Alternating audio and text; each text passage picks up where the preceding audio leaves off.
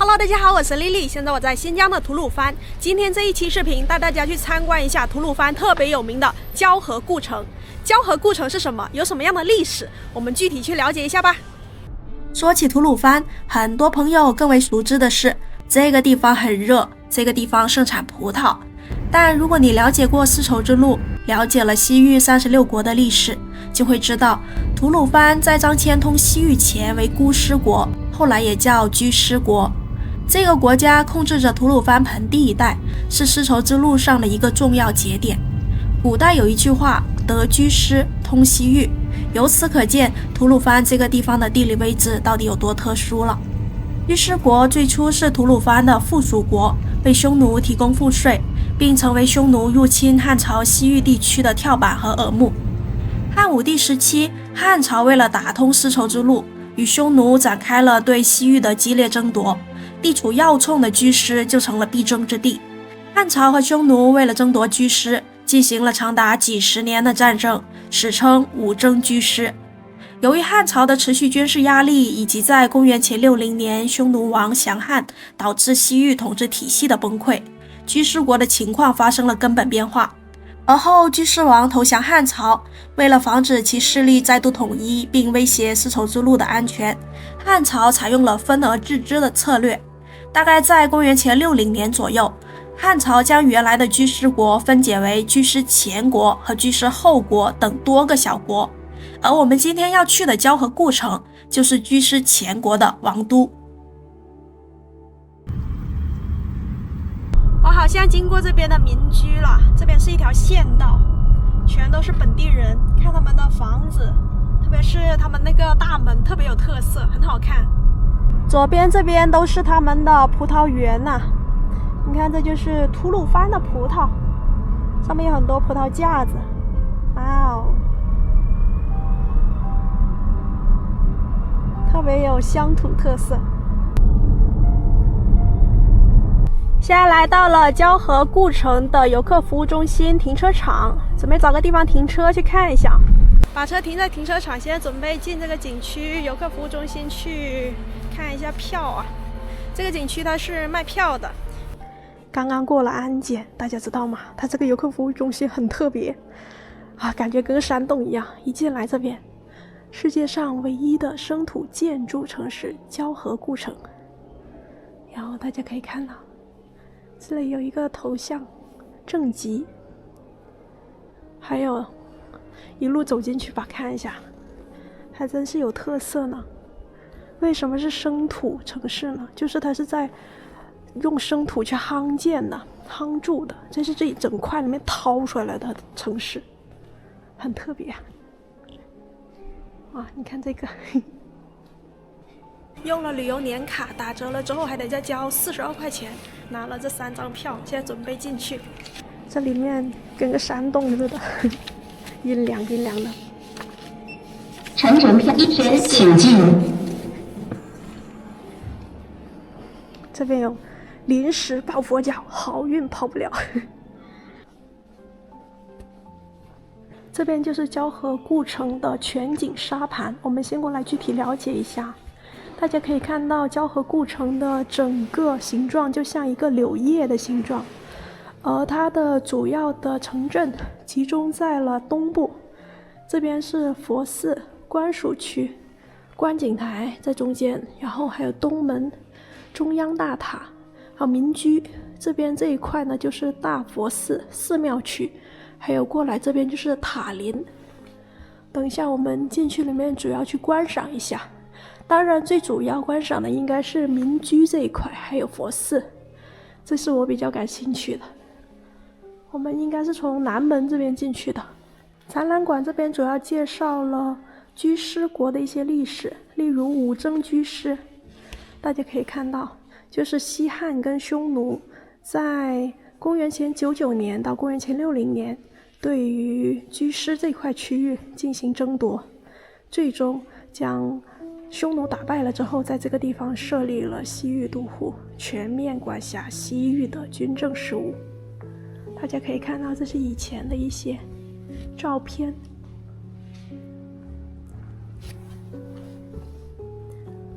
深壁故垒，这个景区还蛮大的，早知道过来早一点啊。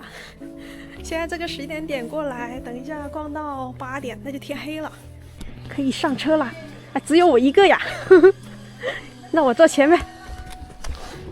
喂，6点25分准时上车。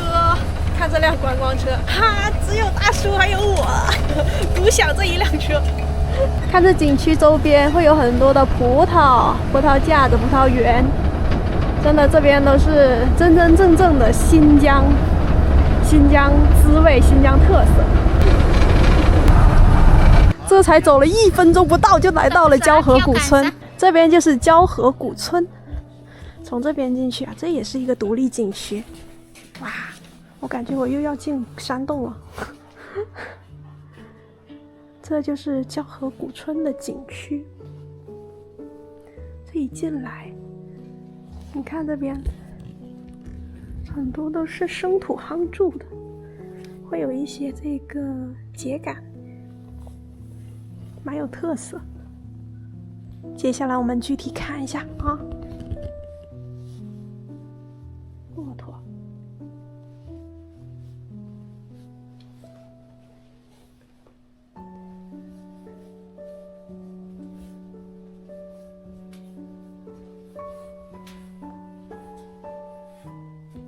看到这边，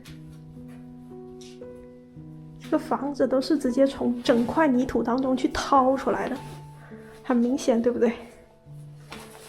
特别的原生态，包括这个橱柜也是掏出来的。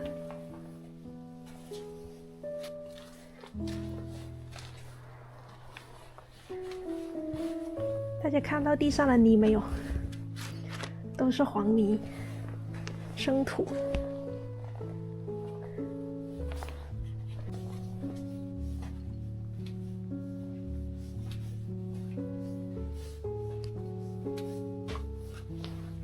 这边我没猜错的话，就是属于晾房，就是新疆的晾晒葡萄的地方。你看，要放在那种晾房当中，是风干、风吹的啊。葡萄干就这么制成的。看里面有一位大叔。晾房，用来晒干葡萄干的建筑。交河古村就相当于一个民俗展示馆，里面的内容十分丰富。现在我们看到的是八一豪宅，八一在维吾尔语中泛指有钱人，类似于汉语中的地主。哇，这一进来确实是个豪宅啊，一个大院子。你看。新疆本地居民比较特有的就是在院子里面放一张床，像是炕啊，坐这边乘凉啊、吃饭啊、吃零食。还有他们这房子普遍都是平房，2层啊。现在离开交河古村，前往交河故城。刚刚真的不该在这个古村里面浪费时间啊！我真的希望等一下去到那边天不要太暗了。刚刚已经验票，现在走进来了，准备要去这个交河故城里面转一转，就从这边进去。这边有一条河，大家看到没有？交河古城，交河是说的就是有2条河在此交汇，在城南交汇，所以就叫交河城。从这个口进去，走上去，这边只能步行啊。大家可以看到。这个交河古城，它是建立在一个将近10米高的悬崖平台上的。你看它这边都是生土，这个泥土看得出来哦，黄色的硬硬的那种土，有一点点粘性，粘土。像以前做那个陶瓷、土陶、陶具，应该都是用这种生土去做，然后经过加工。交河故城。从视频中大家可以看到，交河城坐落在一个悬崖环绕、高达30多米的柳叶形台地上，天生易守难攻。全城只有一座真正的城门南门和一座便于出入的便门东门。南门地势险要，易守难攻，东门内则设有长兵洞，构成了严密的立体防御体系。交河城的城内布局就像一副清晰的棋盘，主要分为3个区域：官署区、寺院区、民居与作坊区。交河古城的建筑极其特别，在世界建筑史上独树一帜。它最核心的点在于，整座城市不是盖出来的，而是挖出来的。工匠们没有使用木材或者砖石由地面向上建造，而是直接在一座天然的黄土台地上，自上而下，由外向内的进行掏挖。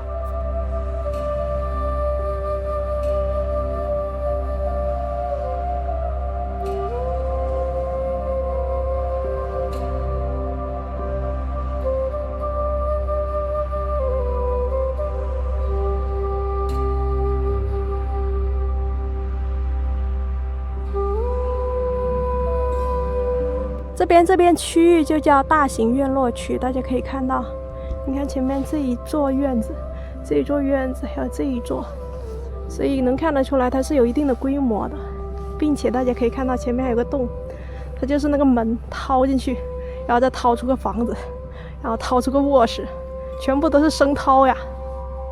还有这边，这个可以看得到它的地基，对不对？也不算地基了，它是生生掏出来的。实际上这个地方应该是属于某个院子房子的内部结构，但是呢，因为风化风蚀了之后，可以看得到它就只有一个小的框架了。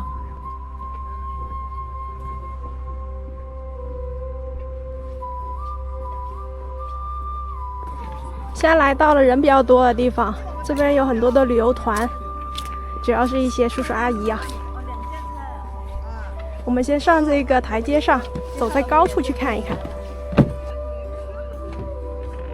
现在走到了一个相对来说比较高的地方，大家可以看一下周围，周围挺平整的，对不对？就是凸起了房子很少很少，基本上感觉这个地都很平。这个都城就建在了这个大的悬崖台里面，从里面生掏。接下来我们从这个地方去看一下，前面有一个展示。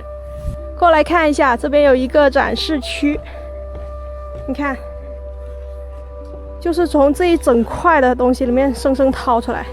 这倒是让我想起了西北，甘肃、陕西那边的窑洞，就是从那个泥土里面直接掏。啊！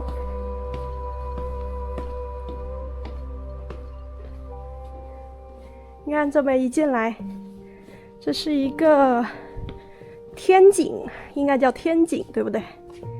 然后左右两边可以看一下，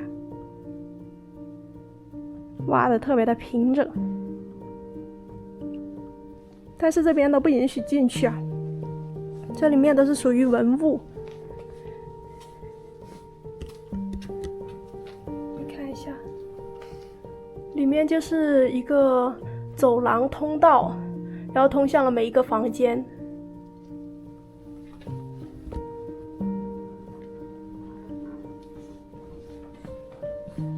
这边也是一样的，哇！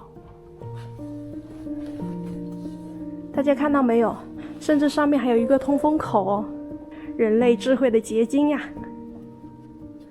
吐鲁番这个地方以前呢叫姑师，在公元前60年的时候，这个地方后来就分裂成了大大小小的不同的国家，叫做居师前国、居师后国，还有其他的一些国家，其中以居师前国跟居师后国为最主要的。这个地方也就是交河古城，交河城就是居师前国的都城。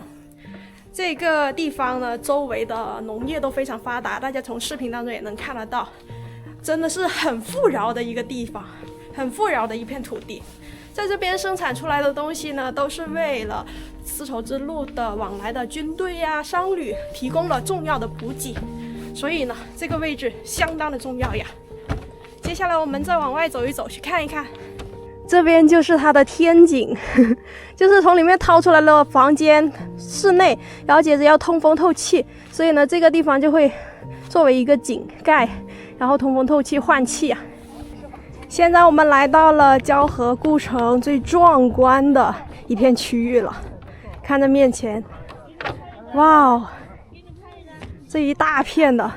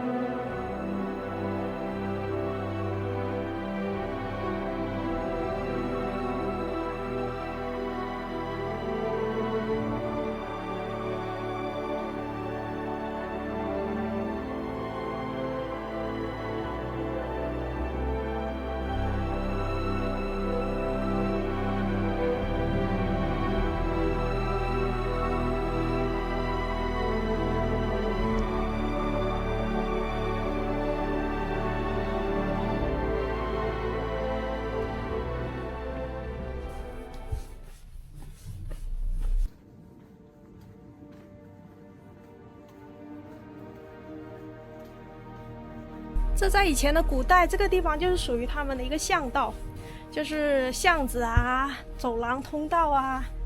你看这旁边这些的墙，全都是一体式的，它就不是一层一层叠上来的，它就是一块整体的东西掏出来的，还真是不一样啊。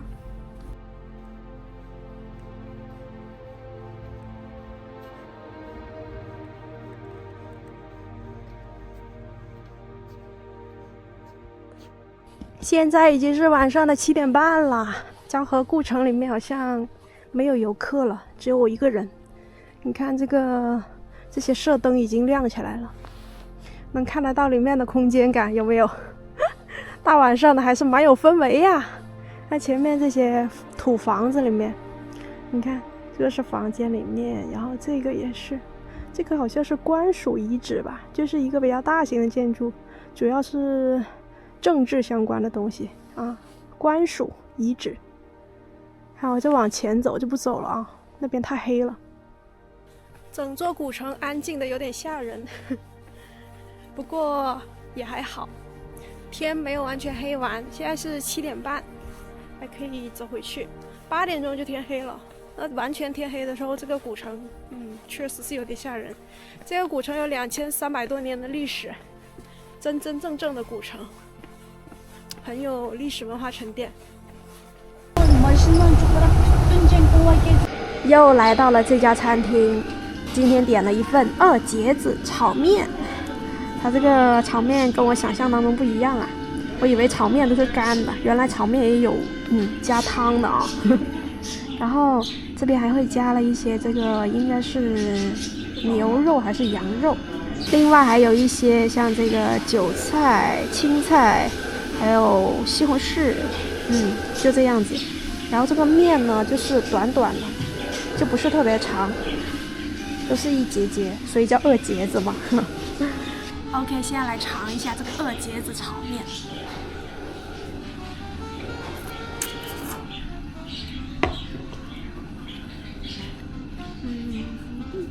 我感觉吧，它有点像拌面，就是家常拌面，直接倒上一勺的那个菜。然后拌一拌就成这样了，没吃出那种炒的感觉。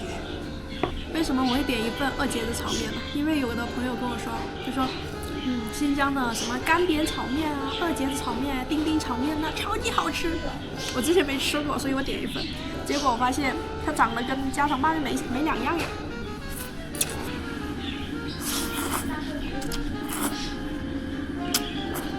不管怎么说，这个面还是很好吃的。新疆的这个面食真的很好吃，拉条子，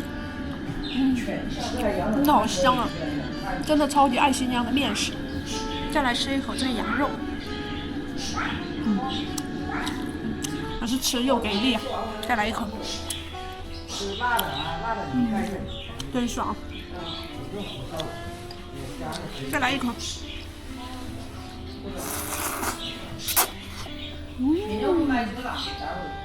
太香了，朋友们！有那个红椒、还西红柿的味道，带一点点酸酸的口感，很开胃。太香了！好了，朋友们，今天这一期视频呢就先分享到这里了，希望大家今天能够吃好喝好睡好，也希望大家多多关注我接下来的视频，我们下一期视频见，拜拜。